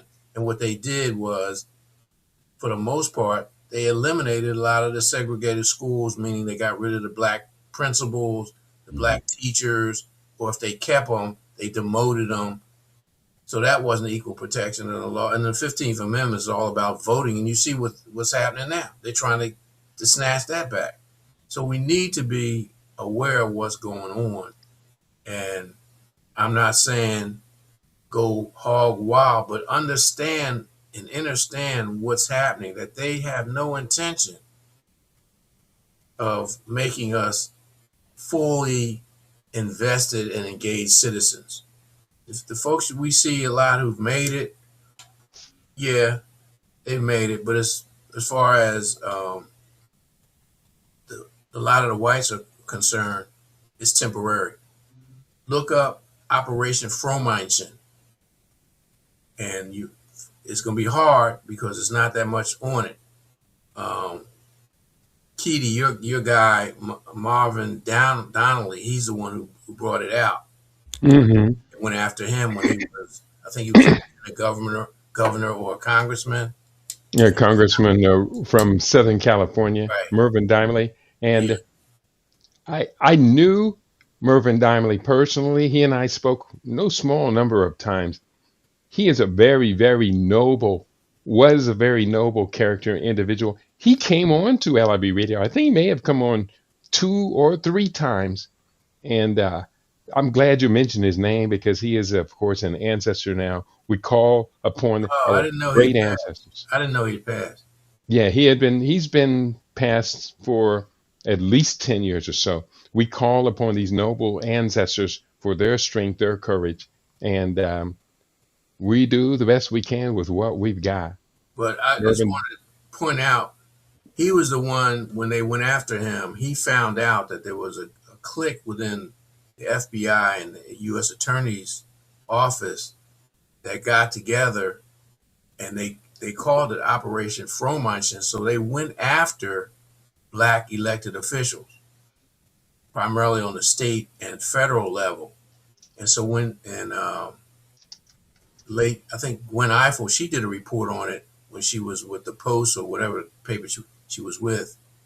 And when you look at the prosecutions of black elected officials on a per capita and percentage wise, it's way up compared to uh, white boys. And so mhm. Frominson means primitive man. And their philosophy is we will not have these people rule over us. Now, again, when you look it up, there's very little on it. Um, he got Brendan LaRoche. He was the one who brought it to the forefront also. Lyndon LaRoche, you call him? No, his name was Lyndon. What was it? LaRoche? LaRouche. LaRouche. LaRoche. Yeah, I like that. I like the second one better. He's the one. His group is the one that brought it to the forefront. Hmm. So all those things are going on. So don't think again. It's not a Maatian or a Ubuntuan type system at all. Hmm. And I did just post up into the chart a biography on the Honorable Mervyn Dimely, California State Assembly. He was born in Cedros, Trinidad, and he was from Trinidad, and his one of his parents was from India. His father was from India, so he was, I guess you would call him, multiracial. But Mervyn Dimely undeniably acted on the part of his people, African people, people of color, if you would use that term, but more or less, he was a fighter for justice for all of us who fight against this oppressive machine. Uh, I can't say enough how this man was my hero and what an honor it is to carry a little bit of his spirit along with me. He did pass away on October 7th, 2012. I don't have the cause of his death, but that could easily be found. Well, the thing you mentioned that he was from Trinidad and it was mixed parentage. When you look at Trinidad Tobago Mm-hmm. and you look at Kenya and other parts of that, part of the British strategy was to bring and import Indians, East Asian Indians, to form a buffer against the indigenous blacks on Trinidad and Tobago, and also uh, in Africa. And a lot of Africans don't have that. When you look at material, they don't have that much higher opinion of Mahatma Gandhi, because I think he was one of the ones that he got some experiences in Africa. But uh, again, it's game theory. Mm-hmm. Yeah. Game theory. We going forward. Any comments, any questions from our listening audience? We do have See It As It Is. He's still in here and still continuing his theme. He says there are human rights, but guess what? We are persons. One of the explanations of the word persona is, quote, a cooperation or cooperation, a mask. I don't know if he means cooperation or corporation, because cooperation and corporation are two different, completely different ideas. But he spelled cooperation and a mass. That sounds like he was trying to write corporation. The idea of persona, that kind of goes into that whole sovereign citizen rights agenda. I don't know a lot about it. Many people have over the years invited me to come and learn more about it, but it didn't hold my attention very long. I do know there are aspects of it. We could all pay attention to it, but right now, don't ask me to explain any of it. Well, Because, no comment from me. So. yeah, because a lot of those people who are into those sovereign rights, et cetera, they lose more than they gain Yeah. by going that route. And I've already lost enough just by standing up against the machine, the matrix, as consistently and with as much strength as I have. And I don't need to be putting myself into a trap where I lose more. One of my best friends went down that road and he lost everything, ended up going to jail, and he has now become an ancestor too.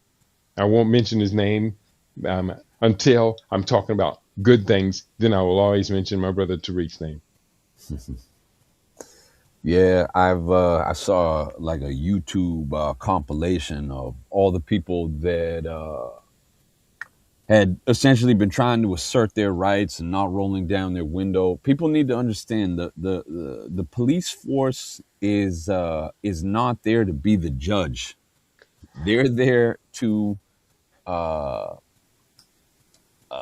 so-called uphold what they think their interpretation of the law is. And so this whole compilation was nothing but broken windows and people being ripped out of their cars as they were asserting their rights. So Well, yeah, I agree. That's a slippery slope. they call themselves law enforcement. They're the Right. enforcers. Right. Hmm. And they can enforce the law. The person who is of that mindset that I'm sovereign, I'm this and that, I've declared my rights and this and that, you can still go beyond the police officer and you can take this into court. If you get hung up with the fact that the police officer doesn't want to accept that, doesn't want to believe that, don't get hung up there. Take Exactly. it to court. And Exactly. if you take it to court, sometimes the judge will agree that you have made a point, but don't ask the police officer to judge that. They're only going to get a stick upside the head or taser. I guess they tase them nowadays. Yeah. Exactly. Any other comments that we have in the house? I did put up a biography of the Honorable Mervyn Dimley. If you can, please do check out the Honorable Mervyn Dimley. He's at historymakers.org. The biography's there. He's a beautiful, wonderful, beautiful man, and I encourage our listening audience to know more about Mervyn Dimley. Again, I'm making a point to carry his legacy forward to the best of my abilities. Well, as Keidi said, he was a fighter because he refused to just roll over when they went after him. That's right. And they did go hard after him. Very Mm, They hard. tried to destroy the man. mm, But then, like I And said, the Democrats did not stand up to defend him either. yeah, they no. I think the word was out. Again, he's the one through depositions that discovered Operation Frohmeister, which is in my view, an extension of COINTELPRO. mm, mm. Hmm. All right. We have about another 10, 12 minutes to begin to wrap things up. Are there any more subjects, topics that you or I or anyone intended to bring to today's discussion? Yeah, I have several. Number one, and they're all tied to the economic consequences of this war. Spirit Airlines ceases operations yesterday Hmm. in the morning. And it points out to what one of the lessons Keidi talked about in terms of the game theory and where losses or crises are Mm, socialized or not even socialized, but put in a situation where the taxpayers hold are left holding the bag. They're the Hmm. ones who bail them out. This is nothing new.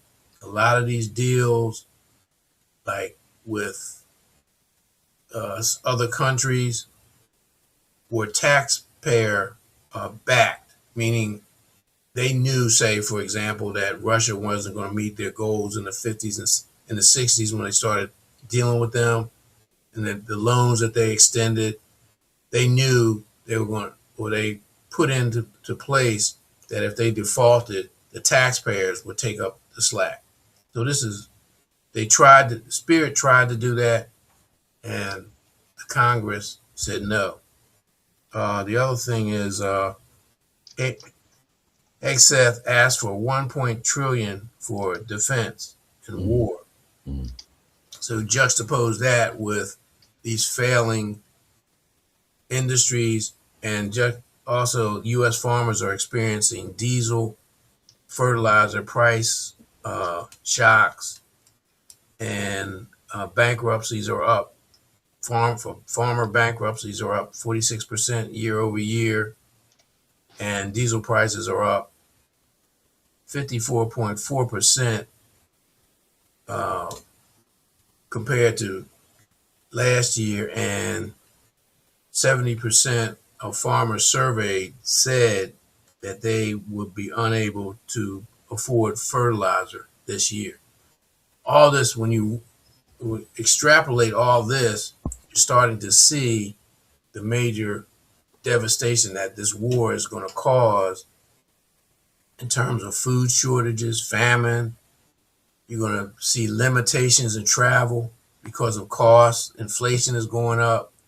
And lastly, I believe that this is going to be used by the Epstein crowd to mhm. usher in their Great Reset and New World Order. Yeah, I agree. I think it's manufactured. There are hints at shutting down the Strait of Malacca as well, if I'm pronouncing that right. Yeah. And But the U.S. wants to control that one, though. right, right.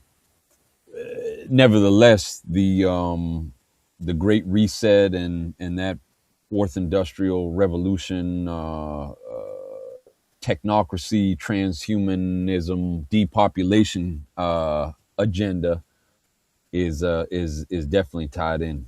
Um, I think next year the U.S. specifically is going to feel the effects of this.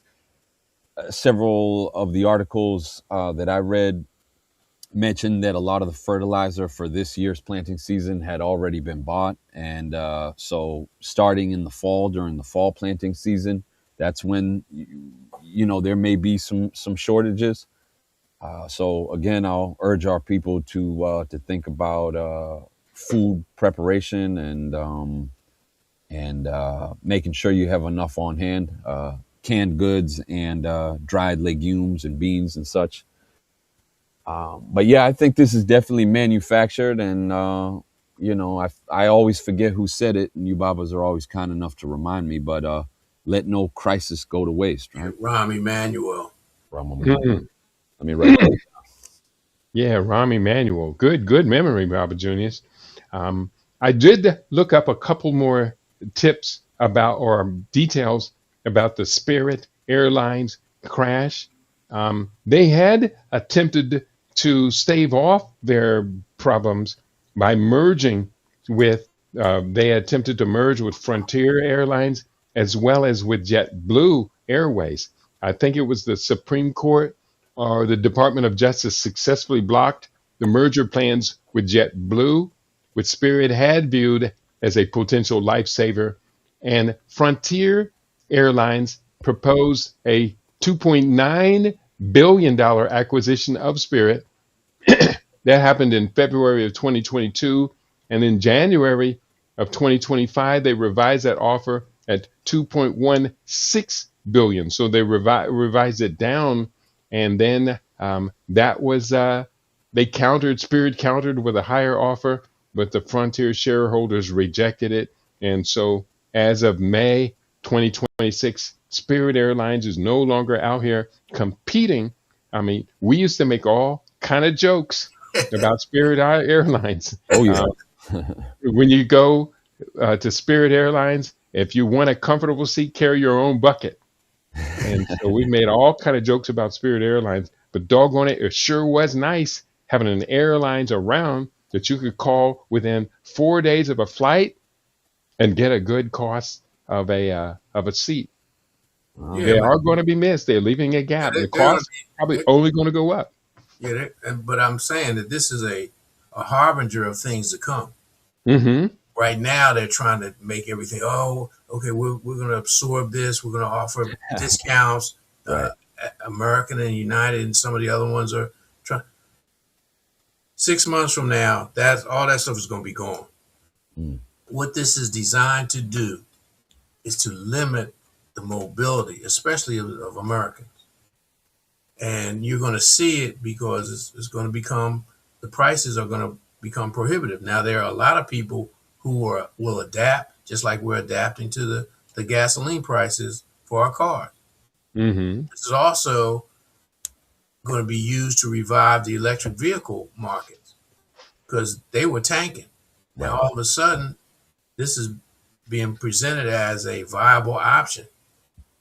And it's all part of the scam, but people are going to fall for it. Mm-hmm. Speaking of the electric vehicle market, I think it's true. I didn't get a chance to really look deep into it, but it has been kind of trending and circulating on social media videos that Canada now is embracing Chinese EV market exports Mm-hmm. wholly and completely. Now, this is So is Europe. interesting. Okay, this so is Europe, but this is real interesting because Canada had been relying on the United States as a source of, I think, 75% of its import trade. Now we see the orbits shifting. Canada coming out of the US orbit, moving now towards an Asian based orbit. China is, of course, the industrial manufacturer for the world. Chinese EV cars are so much more superior to anything EV coming out of the United States. So What do you think? remember the Is China. Canada making a good move there? Well, remember the Canadian Prime Minister went to China a couple of months ago, Mm-hmm. signed a trade deal.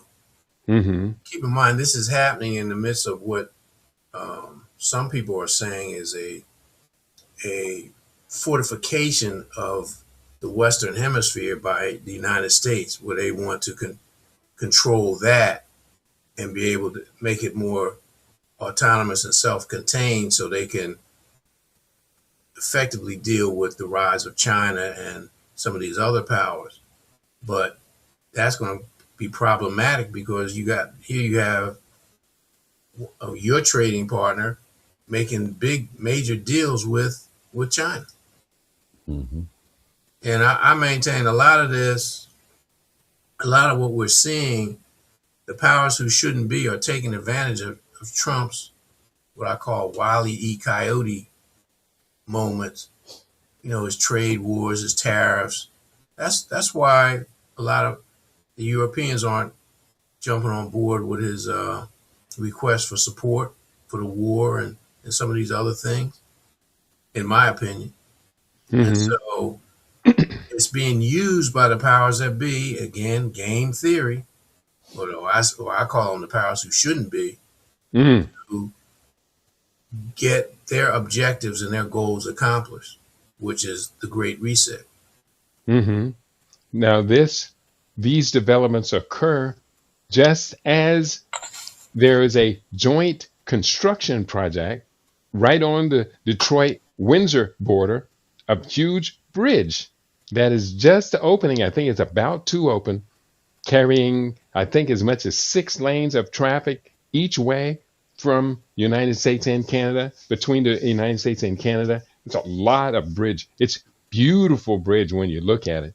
And that bridge is just getting ready to open. Could this and the bridge, to build a bridge that size, would have had to have been instigated years ago, planned and built over the course of years. But now the trade relations between the United States and Canada have gone so sour.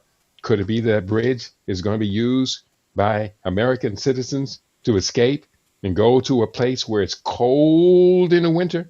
And in the summertime, they have huge mosquitoes and horseflies waiting for you and I to get there. Yeah, and assisted suicide pods.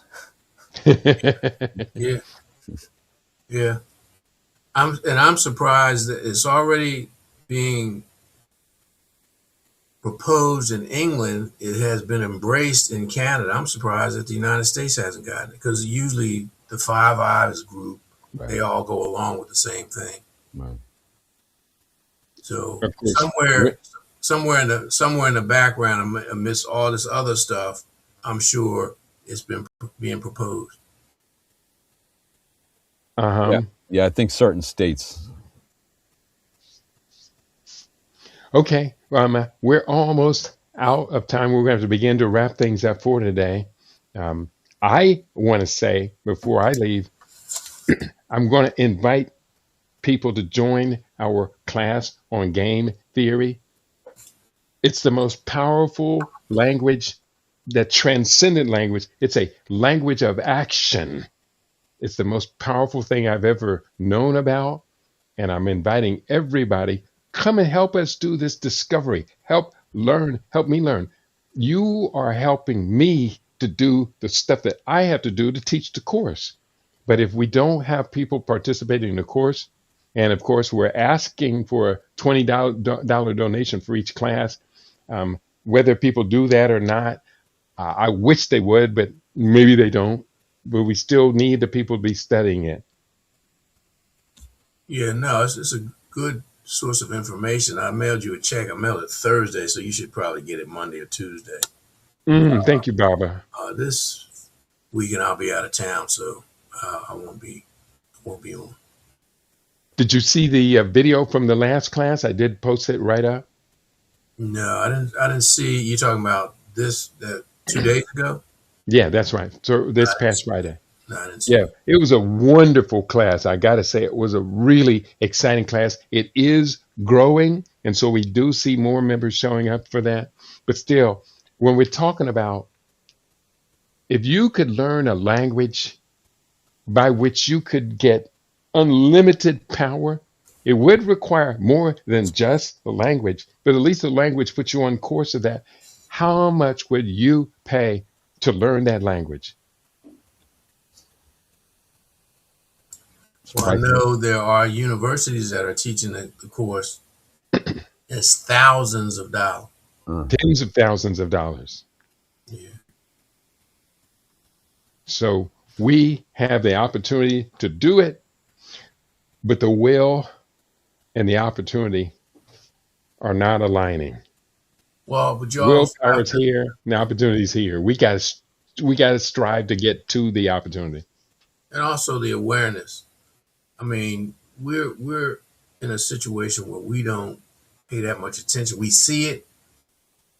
We see all the ads. Where if you're like me, when I'm watching television, I'm channel surfing. So you'll see the ads, same ads coming on at the same time on different channels, Mm-hmm. which shows there's a concerted and coordinated effort to market whatever those things are. That's right. And unfortunately, there's a lot of competition for our people's attention, so you have to market. Mm-hmm. Sounds like payola, but not for the radio, for the TV with the commercials. You know how they were, running like those same 5 songs Yeah, at Mm-hmm. the top of every hour. yeah. Yeah. But it's funny. It was only if you when you study the history of radio. Once they got away from network radio Hmm. and more independent stations started coming up, they started trying to find programming, and they started this whole concept of the disc jockeys, where no matter what they were playing, Right. that was the norm. Yep. The record companies were slipping the DJs money to play the records. Right. Mm-hmm. It only became a crime when white DJs started pushing quote unquote rock and roll race music. Mm-hmm. So look at what happened. The 50s and 60s, that was the norm. Then all of a sudden, in the latter part of the 60s, the FCC and the good Congress cracks down on it. Plugola and payola had been the norm for since the beginning or since the early development of radio. Mm-hmm. So what is that? What was that about? Mm-hmm. It's true. Let's begin to wrap it up. For those who gonna have to tune in next week to find out where we are next week, you can always drop me an email, Keidi, O-B, Keidi, O-B, at Yahoo. If there's any topics you want to talk about here, we will catch up with you. Of course, all during the week. I'll be here with you every day, same time, noon for our East Coast listeners, 9 a.m. for our West Coast listeners. And I will do the best I can to be responsive. But let's put a cap on today's program and let's go forward. I'll just say that to please everyone support Baba Keidi's wonderful books and Baba Junius's wonderful writings on the various platforms that you can find him. And then lastly, I'll say that life is mutual aid. Life is mutual aid, and that we thrive as a people when we help each other. And we must be aware that this global elite cabal, the billionaire class, and their minions are trying to use technology to convince us that we do not need each other. So let us embrace Ubuntu Ashe. Yeah, not Mm-hmm. only don't we need each other, we should be afraid of each other. We should view each other as threats. It's Mm, all part of the divide and rule. mm, So again, his last comments was Ubuntu Ma'at. The reciprocity part of Ma'at is cooperation and cooperative work and responsibility and mutual aid. That's what it means. Mm-hmm. Ashe. I say, yo, truth, justice, balance, harmony, reciprocity, order, and propriety. Ma'at, you are the guiding light. The what was it? The light on the side of the rocky shore. The boats guided themselves by to stay away from it. The lighthouse. Lighthouse. Lighthouse. Yes. Ma'at is the lighthouse. It is the positive lighthouse, one that we will sail our steamships toward as much as possible. And you had mentioned about Get My Books. You know, you're talking about Get My Books. There's a lot of them. The Hmm. scale of the problem, dimensions of dementia. That's my most recent one. I'm really proud of that. Okay.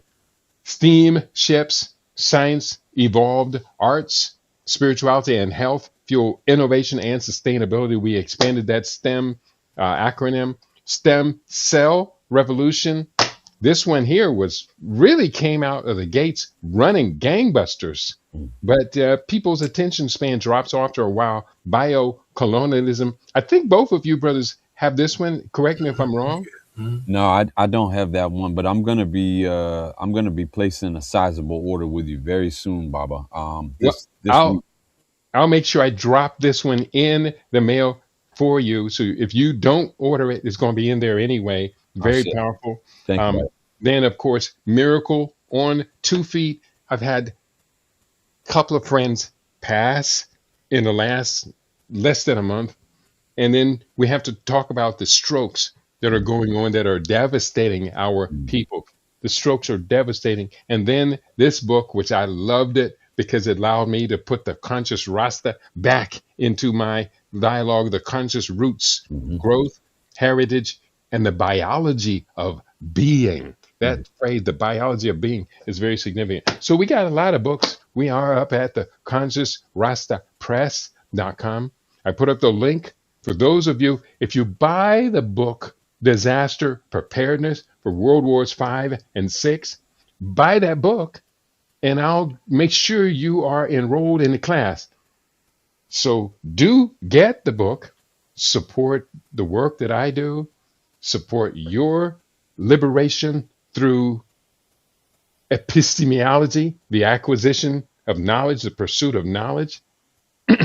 And let's now begin to change the reality. Last point I will make is Wakanda. Put that back in your head. If you can get access to the movie, the Black Panther is the name of the movie. Put that Wakanda back in your head. Remember that feeling you had when you saw it the first time and you walked out of the theater? At that moment right then, we could have, should have had something into place to capture all of us and begin to build this thing. Well, the African countries, they moved on it.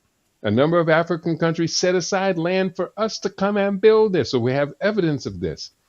So we can do a lot of things. Tomorrow, my program will be centered around let's build a real Wakanda with the resources we already have. So, on that note, thank you, Baba Juniors, for being here. Brother Duara, you always bring a level of genius to this program that is astounding. And I salute the both of you. While you are still living, let me give you your flowers. I love you. Love you. We respect you. And we are all here to build upon your profound ideas. Love you, Babas too. Shay, I stay say strong. thank you. And takes one to know one, Babas. And I got giant shoes to fill and mighty broad shoulders to stand upon. So I thank you and love you both. Likewise. Absolutely. I say. And on that note, we have had a good program today. I hope you find it to be exciting. I hope you do continue to tune in with us as we grow, as we build, as we build, as we grow. We know where is our destiny. Now we are charged with a mission of step by step. They say a journey of 1,000 miles begins with one step. I can assure you it does not end with that first step. The journey of 1,000 miles is ongoing, and that is the journey that we are set upon. On your favorite, we aim to be your favorite. We are LIB Radio. We are LIB TV. We are livinginblack.com. Peace and prosperity to each and every one of you.